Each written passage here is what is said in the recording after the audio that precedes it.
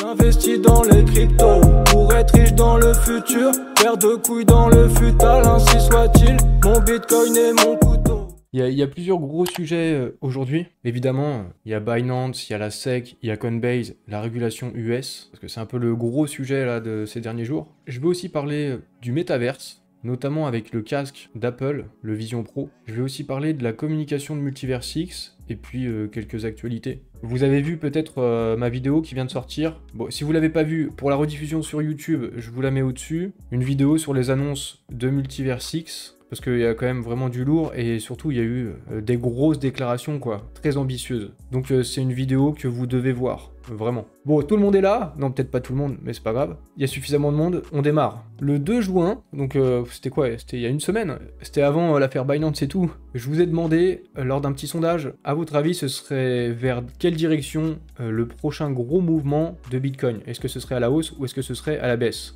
Pour moi, quand je parle d'un gros mouvement, c'est un mouvement qui nous fait nous dire « Wow, il se passe un truc ». Soit vers le haut, soit vers le bas. Et vous êtes 63%, enfin vous étiez en tout cas à ce moment-là, 63% à penser que ça irait à la hausse. Bon, depuis, il y a cette petite affaire.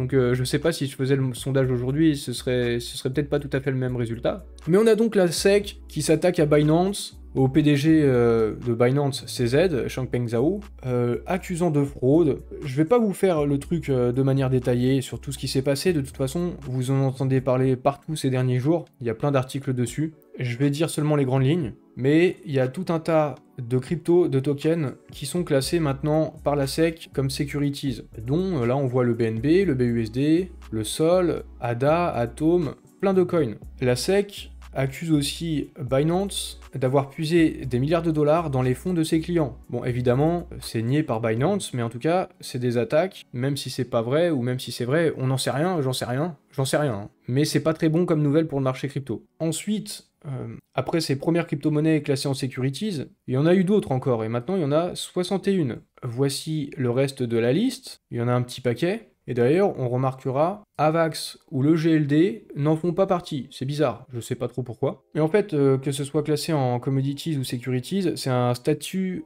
juridique. Et en fonction de ça, les projets crypto ne peuvent pas manœuvrer ou faire les mêmes choses. Peuvent pas... En fait, leur plan change, leur façon de faire, leur projet change. Et donc, c'est très important qu'il y ait une clarté à ce niveau-là. Et notamment, si c'est des securities, ils doivent obtenir des licences qui sont pas faciles à obtenir, donc ça peut foutre un sacré bordel, mais c'est pas pour ça que ça va envoyer les tokens à zéro. En fait, si Binance liste des tokens qui sont classés comme securities, eux-mêmes en fait, ça fait qu'ils enfreignent la loi. Donc c'est pour ça qu'ils délistent les tokens. La SEC a également déposé une plainte contre Coinbase, le lendemain je crois, de Binance. Et en fait s'ils ont fait ça, c'est dans un souci de parité, d'égalité de traitement par rapport à Binance. Ils peuvent pas le faire avec l'un et pas avec l'autre. Donc en fait, s'ils attaquent Coinbase, c'est par souci de cohérence, sinon leurs accusations envers Binance ne pourraient pas tenir. Et c'est là où ça commence à devenir bizarre. Parce que du coup, la SEC sous-entend que Coinbase opère en étant non enregistré depuis 2019. Or, la SEC a autorisé Coinbase en avril 2021 pour être coté en bourse. Ils sont obligatoirement enregistrés en 2021. Donc en fait, c'est vraiment n'importe quoi. Ce que dit la SEC, c'est un petit peu de la merde, quoi.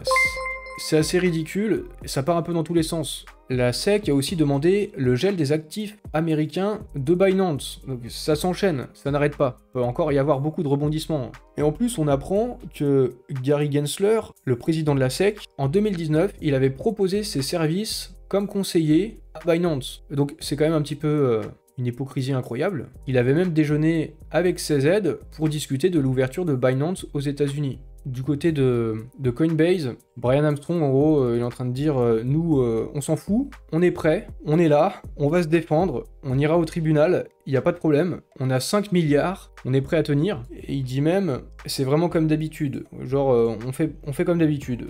On change rien, il n'y a pas de souci. Donc du côté de Binance et du côté de Coinbase, ils sont vraiment prêts à se défendre. Et en fait, on peut dire peut-être que l'issue de toute cette histoire, ça se terminera peut-être avec le procès de Ripple, du XRP. Parce qu'il y a un procès depuis maintenant à peu près 2 ans pour savoir si le token est un security ou une commodity. Donc finalement, l'issue de ce procès, ça donnera le là pour tous les autres tokens et ça pourra clarifier les choses. Et on aura une régulation claire à ce moment-là. Et là récemment, il y a un avocat renommé, John Deaton, Bon, c'est son avis à lui, bon, son avis vaut sûrement mieux que le nôtre, même si c'est juste l'avis d'une personne. Pour lui, il voit une victoire dans ce procès de Ripple, et assez largement. Il dit même que la SEC a moins de 3% de chances d'avoir une victoire pure et totale. Il estime qu'il y a à peu près 25% de chances que Ripple l'emporte d'une manière nette aussi et totale. Et il y a 50% de chances que ce soit finalement que ça se termine sur une sorte d'arrangement. Et bon, cet arrangement finalement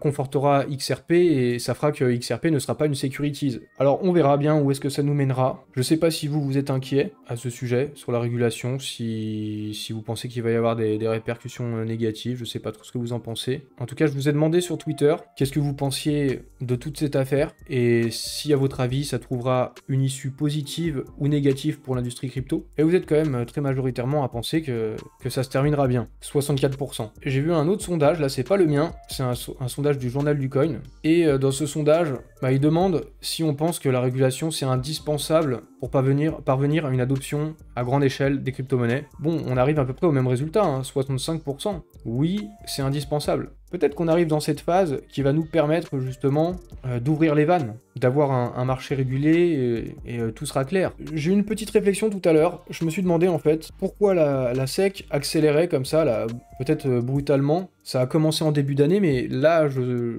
sens une accélération. Et j'ai réfléchi au fait que c'est le 5 novembre 2024, il y a les élections présidentielles US, il y a quand même 2 candidats pro-Bitcoin dans les 2 camps, à la fois républicains et démocrates. Je vous en ai déjà parlé, Ron DeSantis et Robert Kennedy Jr. Ça fait que les débats autour des crypto-monnaies, ce sera inévitable pendant les débats présidentiels. Et finalement, 1 an avant les élections, ces choses-là commencent 1 an avant à peu près, donc à partir de la fin de cette année, ça risque de commencer à devenir un vrai sujet les crypto-monnaies aux États-Unis. Ça joue un rôle parce que en ayant un nouveau président potentiellement qui pourrait être pro-Bitcoin, ça change complètement la ligne du gouvernement par rapport à l'industrie crypto. Et peut-être qu'il préfère accélérer avant que potentiellement la ligne change. Parce que ce sera plus du tout la même ligne, avec des pro-Bitcoin, ce sera pas la même régulation, quoi. Alors je me demande, voilà, peut-être que les élections US jouent aussi un rôle. J'ai vu ce tweet de Cryptomatrix, au sujet toujours de cette régulation, de cette purification du marché, et le fait qu'on aille en 2024 sur un marché qui serait peut-être a priori régulé à ce moment-là, que ce serait peut-être un mal pour un bien, et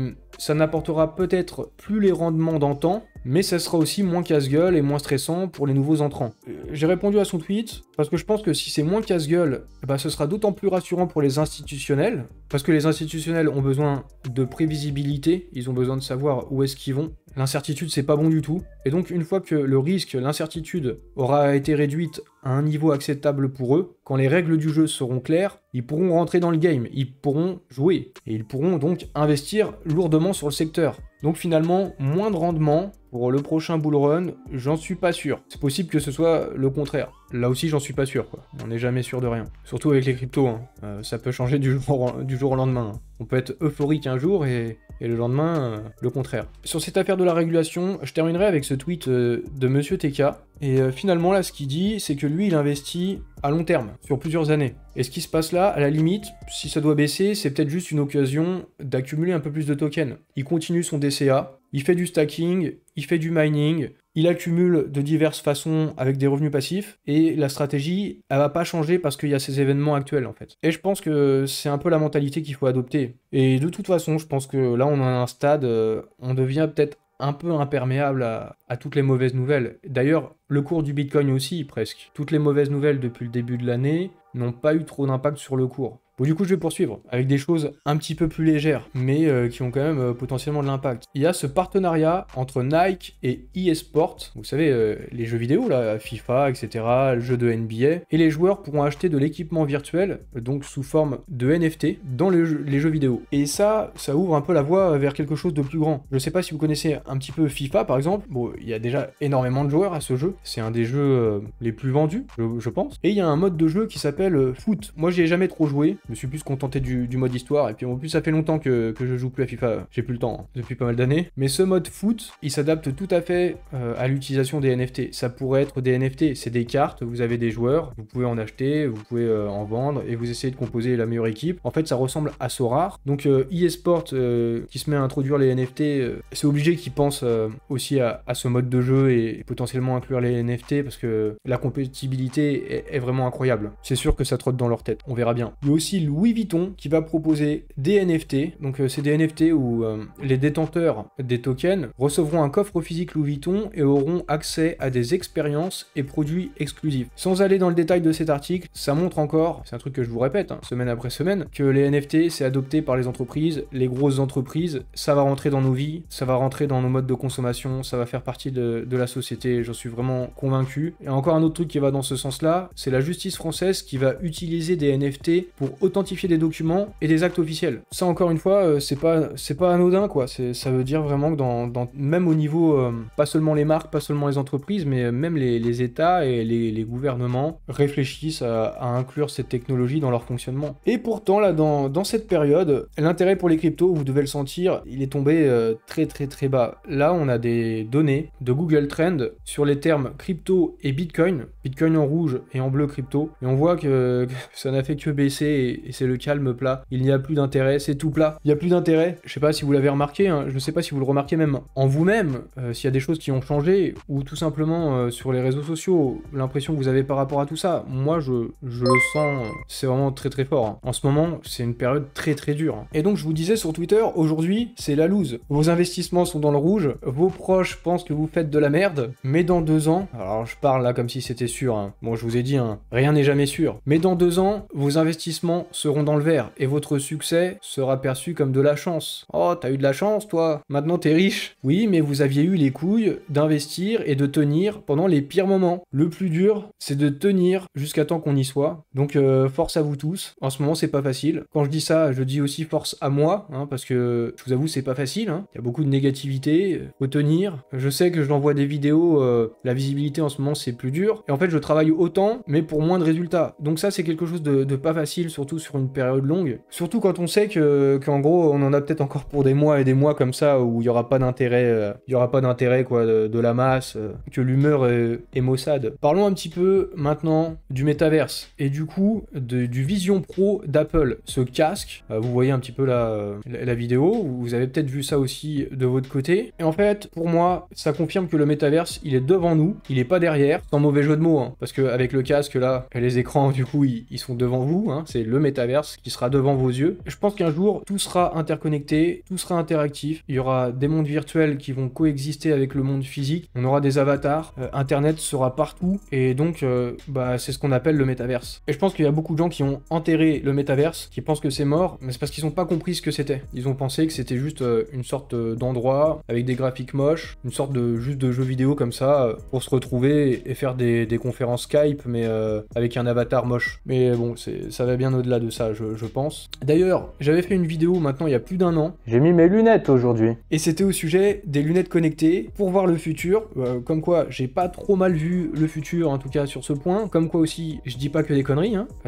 Si vous l'avez pas vu, je vous conseille de regarder aussi cette vidéo. Si vous voulez comprendre un peu mieux aussi c'est quoi le métaverse et comment il va s'installer, je pense que cette vidéo, elle peut vous être utile. Je la mettrai dans la description aussi sur YouTube. Et j'ai vu ce tweet de Foudre, je me suis fait la même réflexion quand j'ai vu le Vision Pro d'Apple. Benjamin, il a déjà déclaré, le plus important, c'est le timing. Le timing, c'est quelque chose de très important. Vous pouvez sortir quelque chose, si c'est pas le bon moment, si c'est trop tôt, ça marchera pas. Si c'est trop tard, d'autres l'auront fait avant, donc vous allez perdre l'effet d'être parmi les premiers. Mais si vous faites les choses pile au bon moment, ça peut avoir beaucoup plus d'impact. Le timing est très important. Et finalement, l'Apple Vision Pro, il va sortir début 2024. X-World, le métaverse de Multiverse X, sortira en Q4 2023. Et donc Multiverse X sera prêt à un moment où l'idée du métaverse va revenir. Même si tout le monde n'aura pas ce casque, hein, il coûte quand même 3500 balles, ce sera pas pour tout le monde, en tout cas pas tout de suite. Mais bon, les choses vont démarrer et Multiverse X sera prêt et sera dans le bon timing. Si vous voulez aller un petit peu plus loin sur ce casque d'Apple, je vous mettrai aussi en description cette vidéo. C'est un YouTuber qui a pu essayer le casque, il fait part de ses impressions parce qu'il l'a utilisé. Voilà, je vais continuer. Si vous êtes sur Twitter, vous avez probablement vu ce tweet tweet avec les petits yeux là de Xportal. C'est le vrai compte officiel de Xportal. Et ils ont fait un tweet spécial. Quand vous regardez ce visuel, ils ont fait un petit montage photo et ils ont mis le logo de Multiversix avec Xportal ici. Et là aussi, ils ont mis le petit bonhomme, qui sera du coup une intelligence artificielle qui va nous accompagner partout dans les produits de Multiversix. Ils ont fait aussi un montage photo pour l'incruster là. Et c'est un tweet spécial, mystérieux, étrange. Donc j'ai rebondi dessus et vous savez très bien, j'amuse un petit peu la galerie. J'aime bien des fois un petit peu exagérer, mais j'aime bien surtout provoquer des réactions. Je fais ça un peu comme un agitateur, un provocateur, et mon but en fait c'est que les gens se questionnent et qu'il y ait de la réflexion, qu'il y ait de l'échange et que les gens puissent dire ce qu'ils en pensent. Alors évidemment du coup j'ai parlé est-ce qu'il pourrait y avoir un partenariat et tout ça, mais j'ai aussi dit le but derrière, parce que je vous dis souvent aussi, hein, il faut voir au-delà des apparences. C'est vraiment un truc que je vous dis inlassablement dans plein de mes vidéos. J'essaye de vous pousser à avoir aussi un esprit critique, de la réflexion et pas vous arrêter au premier truc. Le but, c'est peut-être de nous sensibiliser sur les fake news et c'est peut-être en rapport avec le Deep Trust qui est dans la roadmap, donc cette solution de vérité contre les deepfakes. Est-ce que ce serait peut-être une sorte de storytelling qui est mis en place à ce stade? J'en sais rien. Peut-être que c'est aussi juste pour dire que ça arrive au bon moment pour le Metaverse avec le Vision Pro, ça arrive au bon moment pour Multiversix, comme ce que disait Foudre, le timing. Mais ça reste quand même un tweet spécial. Benjamin lui-même entretient le mystère. En dessous, le tweet de Xportal, lui aussi, il a mis les petits yeux. Généralement, quand on met les petits yeux, on met une photo, on met les petits yeux, c'est pour dire, regardez, il y a un gros truc là. Enfin, normalement, c'est ça qu'on fait, quoi. Alors, je sais bien que c'est un montage, je sais bien que c'est un montage photo, je ne suis pas bête, même si certains le croient. Et le but de mon tweet, je vous ai dit, c'est de vous pousser à la réflexion sur le pourquoi. Si Multiversix communique de cette façon juste pour nous hyper, je trouve que ça peut être dommageable. Et s'il y a une autre raison, bah, il faut la chercher et il faut la trouver. Et j'ai peut-être remarqué une sorte de schéma qui s'est répété, je sais pas trop, hein. C'est des réflexions que je vous partage, je m'interroge. Vous vous souvenez, il y avait eu le giveaway de Xmoney, il nous avait demandé d'être créatif, d'être wild, de faire des tweets, des threads, même des vidéos, des gifs, en mettant le hashtag pour participer au giveaway. Et sur leur site internet, ils avaient mis une Nintendo Switch. Là aussi, c'était bizarre, c'était mystérieux, il n'y avait pas plus d'explications que ça. Et forcément, ils savent très bien, le réflexe qu'on peut avoir, c'est de se dire, attends, il y a quoi là? Il y a un truc avec Nintendo? Et donc là, ils ont récidivé avec les petits yeux et avec le Vision Pro d'Apple. Au même moment où il y a aussi un giveaway avec Multiversix, où ils nous demandent d'être wild, de faire des tweets, de faire des threads. Et donc je me demande s'il n'y a pas un même processus, un même schéma qui se répète. Et dans ce cas-là, je me demande, c'est quoi l'idée derrière? C'est quoi le but? Et est-ce que c'est une bonne ou une mauvaise idée de communiquer de cette manière? Et je sais pas ce que vous en pensez. Dites-moi ce que vous en pensez. J'aimerais savoir ce que vous en pensez. Moi, perso, s'ils communiquent comme ça, mais qu'il n'y a rien, qu'il n'y a pas de partenariat, ou même qu'il n'y a pas un storytelling derrière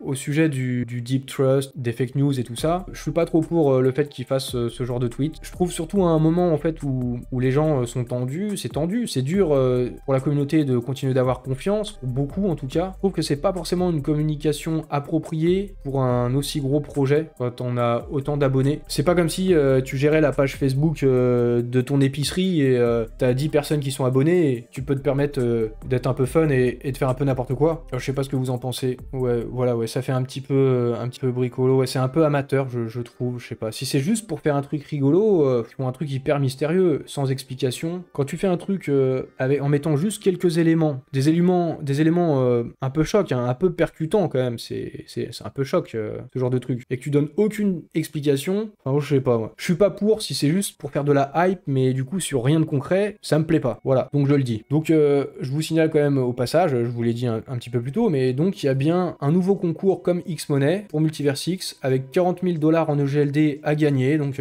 voilà, soyez créatifs, utilisez les hashtags Multiversix, EGLD HyperGrossX. Voilà, lâchez-vous, vous pourrez peut-être gagner quelques EGLD, il n'y a rien à perdre. Hein. Je continue avec quelques petites nouvelles. Enfin, je termine avec quelques petites nouvelles, quelques actus autour de Multiversix, notamment le projet Raid d'Elrond Mafia. Il s'apprête à signer, là ça doit être imminent, ce sera dans quelques jours. Peut-être que quand vous allez voir la vidéo sur YouTube, ce sera officialisé. Mais ils ont signé un partenariat, c'est un de leurs plus gros partenariats. J'ai hâte de voir ce que ça va être, on verra. Et aussi Cyberpunk City, ils ont sorti l'alpha de leur jeu, de leur univers, de leur métaverse. J'ai pas testé, je sais pas s'il y en a parmi vous qui ont testé, mais bon, c'est plutôt pas mal. Hein. C'est deux projets de jeux vidéo qui se développent bien, qui se développent plutôt fort, je trouve. Bon, du coup, c'est bien, ça délivre tout ça. Il y a aussi la ville de Lugano en Suisse qui devient provider de stacking stacking pour le réseau MultiverseX. Ils sont aussi providers de stacking sur d'autres blockchains. C'est pas juste MultiverseX. Il y a NIR, il y a Kusama, il y a Solana, il y a Cosmos, il y a Cardano. Il y en a d'autres encore. Mais ce que je trouve pertinent, c'est que dans leur trade où ils annoncent cette nouvelle, ils parlent notamment de l'adaptative state sharding. Et c'est en fait une des raisons aussi pour laquelle ils s'associent à MultiverseX, notamment à X-Money dans la ville de Lugano qui permet de payer en crypto-monnaie chez tous les commerçants. Et je vous disais, hein, l'adaptative state sharding, je pense que quand on veut passer à une grosse échelle, notamment s'il y a des partenariats avec des gouvernements ou des collectivités, il y a besoin de scalabilité.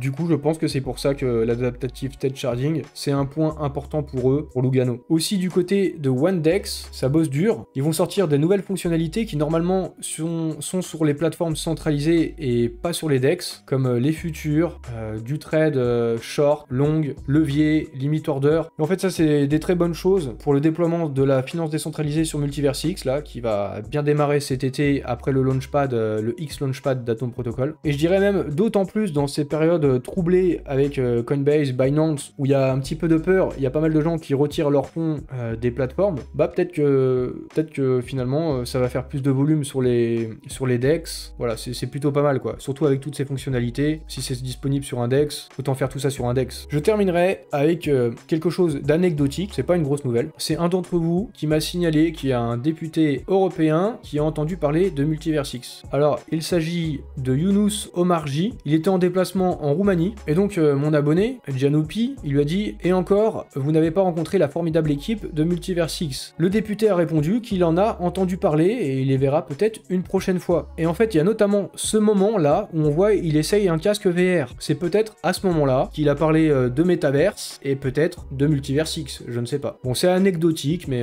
c'est toujours sympa, quoi. C'est marrant, c'est rigolo. Et j'ai donc terminé avec mon programme. Bah moi aussi, je vais filer de toute façon, hein. Je vais y aller. Même si vous êtes 30, ça me pousse à rester, comme ça augmente ma moyenne de spectateurs. Mais bon, on s'en fout de ça. Enfin, on s'en fout. C'est bien quand même, hein. J'aurais 1000 viewers, ce serait sûrement mieux. Oh, quelqu'un de plus. J'ai entendu la notification. Je vais vous souhaiter une bonne soirée. Et puis, longue vie à la crypto, malgré la régulation et tout ça. Salut!